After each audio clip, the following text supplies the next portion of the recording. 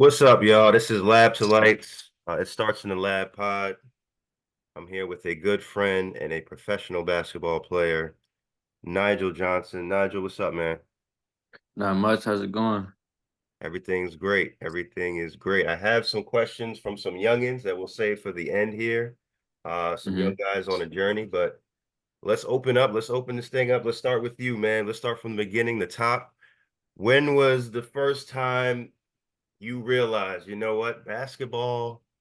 This is my thing. This is what I want to do. Yeah. Shoot, really, just as a kid, we used to have little Fisher Price joints in the basement, and I had an older brother, so me and him was always competing. I was always trying to go at him, even though he's six, damn near 7 years older than me. So I started doing that. Then we had one in the driveway. We was on every morning, late night, 1-on-1, all of that. But really, just growing up around it, I was going to all his stuff. Like I said, he older than me, so I was going to all his games, all his tournaments and all that type of stuff. So I just always been around the game. I knew I was going to love the game. My dad played the game. He ended up playing professional football, but in college he played at Cal. He played basketball and football. So just growing up, it was always sports, sports, sports, and then basketball was the one I had the most love for. So that's what I continue with. Nice, nice. So you had the advantage on a lot of kids out there because you had somebody 6, 7 years older than you beating up on you. Yeah, Yeah. exactly, for And sure. when And you he got was to your not taking it peers, like, it was yeah, easy.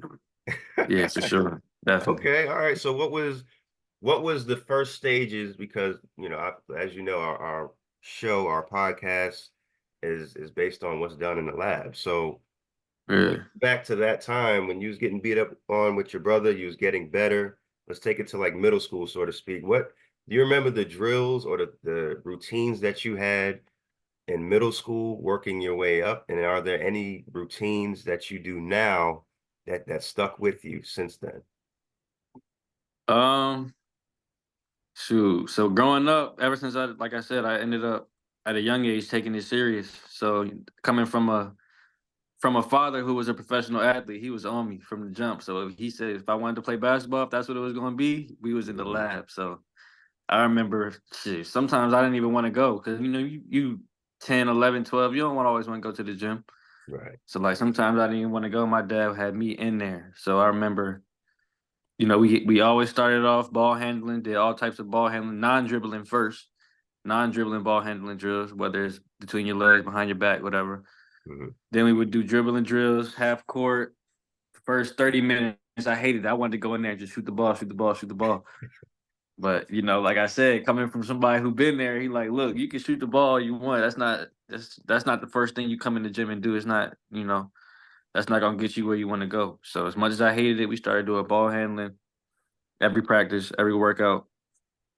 And then yeah, I mean I definitely took some of that. I definitely to this day I still use a lot of the same drills, whether it's shooting drills we did, ball handling Mhm. drills, and I incorporate that into all of my especially my individual workouts. So I'm going to work out with a trainer or with one of my boys or something, we might do something different. But if I'm going Mhm. to the gym, it's just me, yeah, I still stick to a very similar type workout from what I Yes, grew up sir. doing.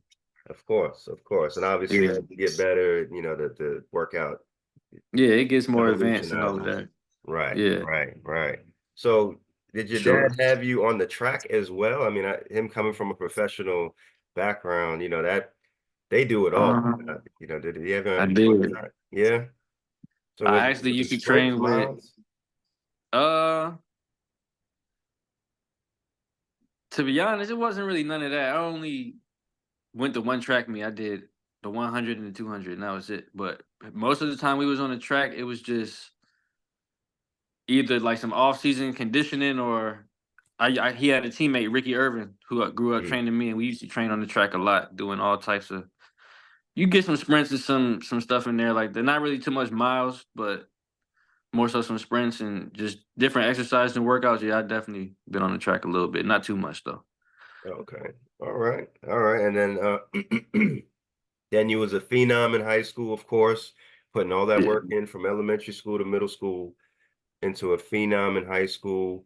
What game was it in high school where you was like, okay, I'm gonna be one of the best in the state or the DMV area?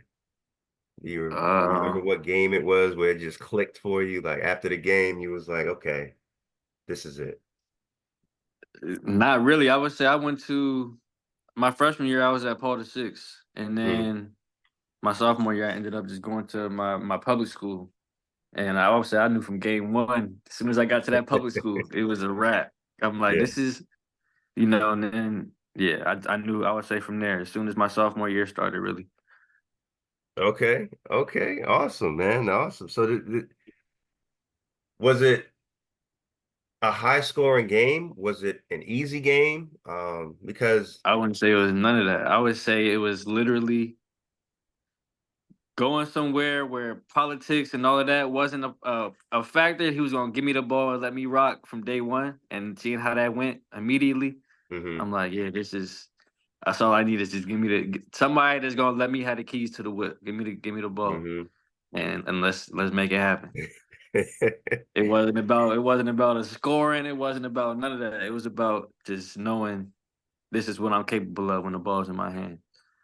Okay. Now this is for Yeah. the younger guys that are going to watch this, that do transfer schools, whether they go private to public or public to private school. What was your Mhm. mindset going to a new team? Obviously, new team, new faces, new attitudes. What was your mindset going into that as a player?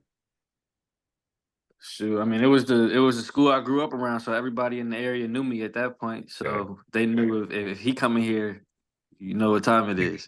Yeah, we're good if he Yeah, it All was right. one of So wait, those. and where'd you finish? Where'd you finish high school, and how did you guys finish out?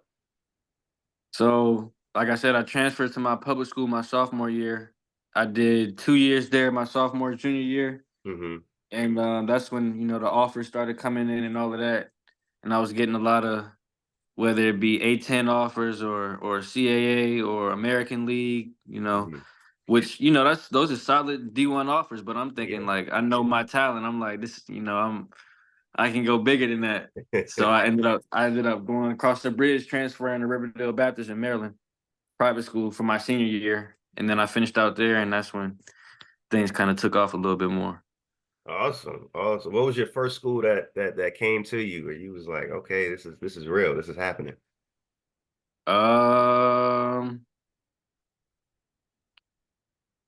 the first one I would say, I think it was my senior year. Like I said, after I transferred back to the private school in Maryland, I got a call from the head coach from University of Missouri, and that's when Wow. I knew like, okay, it's about to. This is more like it. It's about to. Yeah, You get the little tingles and you're on the phone. Yeah, that's yeah. man. And then it's like after the first one, it just keep coming in. It went from them. Then K State was calling, Miami was. It just after you get one, it's like the floodgates open, and they just start every other day somebody calling. And then obviously, end of the day, it's on you to pick one Yeah, out of exactly, many. Yeah. exactly. All Picking right. the right So one is the biggest so thing. we go from high school. We're in the transition from high school to college. Now, before we get to college, what was that? What did that work look like for you as far as prepping for college, going into the week? We're familiar with the Hell Weeks. If anybody went to college, they're familiar Yeah. with Hell Week. But before Hell Week, end up you graduate high school. What was your routine? What was your workout plan moving forward, prepping for college? Um,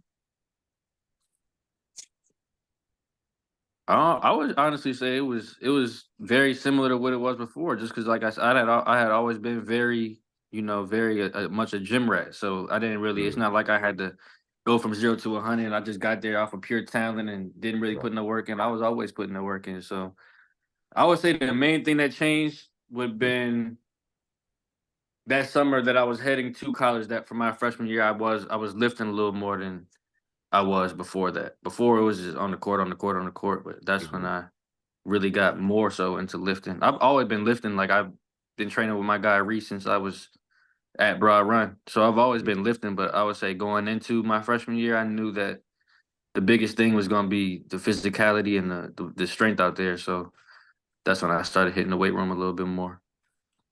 course. And we stress that to our younger guys, with the physicality, the speed. Um, Hmm.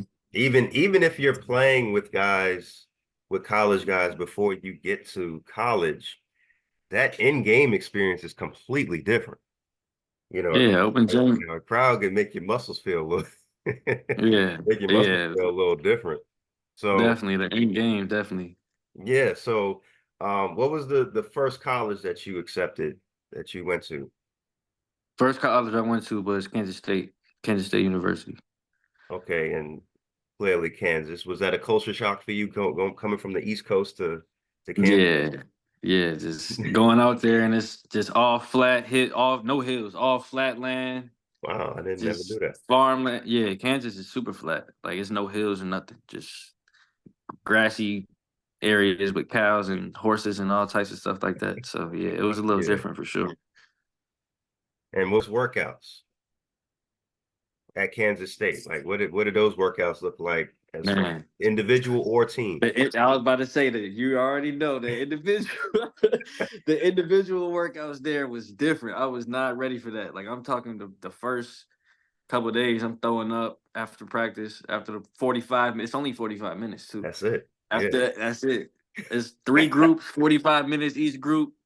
One group lifting, one group individuals. Uh-huh. Yeah, it's 45 minutes, and them 45 minutes is, man. That's when I knew that. That's when I knew that there was a different level to working out. It ain't just going up there and casually Yeah. getting your shots up. No, they trying to kill you in there. Yeah, it's exactly. So that would be your hell week right there. So Shoot, that those was workouts all that's made to break preseason. you preseason, those Yeah, are the like the hell week workouts. And bro, them joints, yeah, man. and I try to stress to the younger guys, the high school guys, the middle school guys that we work with, that we have camps with, there's another level of working out that you're gonna go to, whether you like it or not. If you plan on playing in college, listen, Yeah. 45 minutes sounds like a short time, but when you're gassed and you look up at the clock and it's only been 11 minutes. Yes. Talk about shirt drenched. Right. You didn't even know you could put that much work in 11 minutes. Like, wait a second. Telling you. So, all right, so we got the preseason workouts in. So that first college game, take us through that first college game. Not so much when you touch the floor, but on the wake up. Like, do you have the jitters? Are you super nervous? Are you excited? You ready to go? Like what did that look like for you first home game?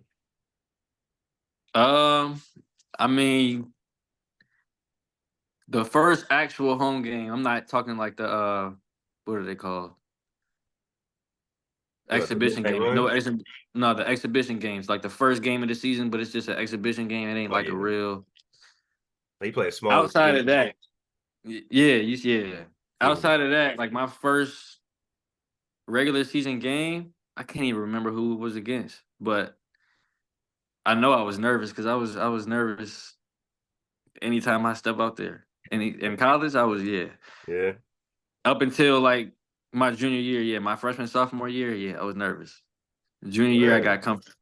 Yeah, Okay. Let's see. it's different. I mean, you go out from hooping in high schools and all of that. Now you going out, you on ESPN, you hooping in front of your school, 15,000 fans in the crowd, Mhm. everybody going crazy, floor vibrating, Woo. like yeah, it's different. Yeah, I You was come out nervous the for the tunnel, you first. like this. Yeah, exactly. People looking like ants, just thousands of people just sitting up. Yeah. Man, Yeah, that's the definitely. I would energy. say my freshman year for sure. Sophomore year, I started getting comfortable. Junior year, I Okay. was straight. And then it was just like, all right, let's just play basketball. Yeah, exactly. Okay. And this is coming from Exactly. a high level player, young kids out of high school. So it's okay to be nervous. It's okay to get the jitters. I even seen a video of Kobe talking about how he gets the jitters every game. Yeah. He's one of the best. So that's normal. It's normal to get those butterflies. Because to when you were comfortable. When you got Um, comfortable, what did those days look like for you as far as All right, take me to the first game, not exhibition. Take me to the first conference game. Now you're in conference. You're 100% comfortable. How do you prep for those games? So the conference games, it's usually 2 days of scout meetings and all of that type of stuff, watching film, going over their plays, their tendencies, everything. It's a different level. That you're not just a basketball player, you a student at that point in college. Like Mhm. you gotta you in classroom, like you got the on the flat screens, you watching film, you doing all of that. So that's the first couple days. Then you walk through, you going out in practice and you walking through their plays, how you're gonna guard it, what defensive schemes y'all using, how y'all big man's gonna hedge the pick and roll. Is he gonna flat? Is he gonna hard hedge? Is he gonna drop? Like he's going over all of the different intricacies of the game. And I would say that's most of the preparation is like going through their plays, going through when they do whatever with their hand, what does that mean? What plays that? Just how we're gonna guard it, Mhm. all of that type of stuff is the most of the preparation. Other than that, it's mostly just playing. Of course, of course. Love the detail, brother. Love the detail. So, Yeah. all right. So to take us to your favorite college game, your most memorable game where either you lock somebody up that was a top player, you outperform somebody, yeah, I don't know, you hit six, seven threes in the game. What was your favorite? What Yeah. was your favorite, most memorable college game? Um, I would say beating Kansas at home my sophomore year because I went to K State, so Kansas that's our biggest rival. That's like Duke and North Carolina. Right. So we beat them, and that was when they was that year. I think they was when we beat them. They was number 4 in the country at the time, number 3 or 4. Wow. That was yeah. They had a mob. They had um Andrew Wiggins, Nadir Thorpe, Frank Mason, Okay. Joel Embiid. No, no, no, not my sophomore year. They didn't have Joel Embiid or Nadir. They had Frank Mason, Devontae Graham, Kelly Oubre, a bunch of dudes. They had a Wow. mob over there. We beat Yeah, them they at stacked. home. Yeah. Fans rushed the court. Everything was that was a crazy one. And I had 20 on them. That was my career high at the time. That was my best game of my career. And we beat them at home. So I would say that was my first most memorable game. A night of no sleep, it sounds like. Yeah. That's a lot of energy going through you. My mom was in town. My mom was at the game. Oh yeah. Yeah, that energy is So there. That's yeah. that's cool, man. That's cool. Okay, so switching gears to the professional level, like we said, Hmm. going from high school to college, you need a couple more gears. Um, Hmm. Obviously going from college to the pro level, whether that be NBA, overseas, G League, you still gotta level up your gears. So Yeah. for you, before you went overseas, what was some of the steps that you took to level up? And was there any small tweaks in your game where it's not so much the work ethic, so to speak, but it was Hmm. being more detailed in your game? You know what I mean? Yeah. So the next level from there to the professional level, I would say, is also kind of similar from high school to college. Mm, But I would say the biggest thing with that one is how from high school to college, it was mostly the physical part. I would say from college to the pros, it's a little bit of the physical part and a lot of the mental part. Like you a pro at this point. Like you gotta people at the pro level, they know what they do. Nobody's out there just, freestyling or, this is my game to go for 30 points, but you average 2 points. How you gonna go for 30? No. yeah, People at this level, it's like you know what you do, whether that's you live in the paint or whether that's you get to your spot, whether it's mid range or whether you just a knockdown shooter, whatever you do that well. And I would say your pro career, you kind of hone in on that while also trying to develop everything else. But you got to do what you do, and I do it at a high level, and that's how you stick around at this level. awesome. Also, which brings me to my next point, and for the younger guys, like you said, the pro level, you know your role. I'm not if I ask Exactly. for 4 points, I'm not gonna go out there and look for 20. Um, For so sure. talk to the young guys about that, where it's more important for the team aspect to play your role rather than trying to have that lottery game Yeah, game where I just blew up and hit 7 threes because that doesn't yeah. happen every game. So talk to us about that transition of the roles and knowing your roles. Um, yeah, I mean, shoot, people who know their roles, that's who's getting paid. Like, you don't gotta be a 20 per night scorer or a 10 assists a night. You can, some people don't gotta damn near do anything that shows up on paper and they getting paid because of what they bring to the team. It's not always about like the scoring and all of that. And if you impact winning, that's the way to get paid is to impact winning.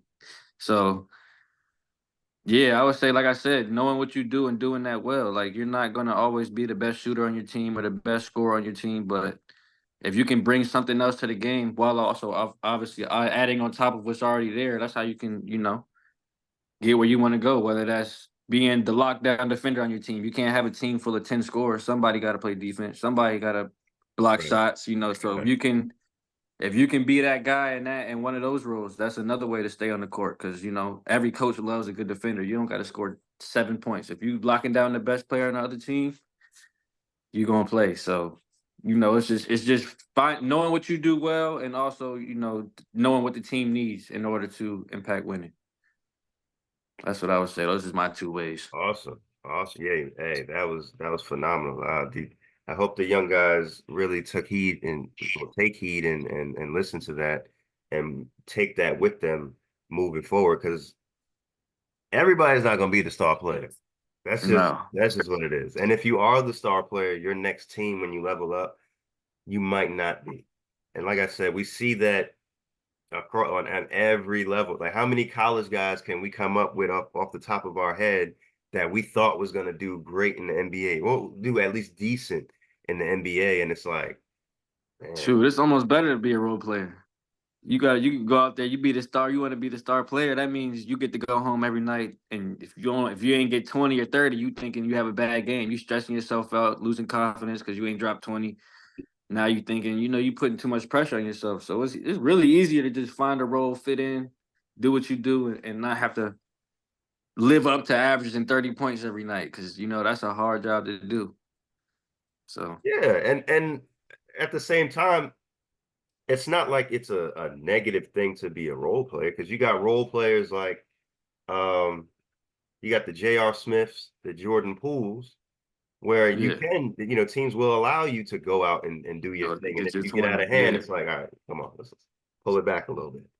You got yeah, the Kyle Korvers and Clay Thompsons, where our role isn't really to put the ball on the ground too much, but hey, if I get it, you can get 8, 9 threes a game, 6, 7 threes attempts a game.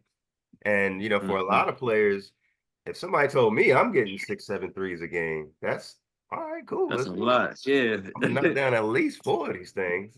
right. You know what I mean? So that's awesome. Uh, awesome.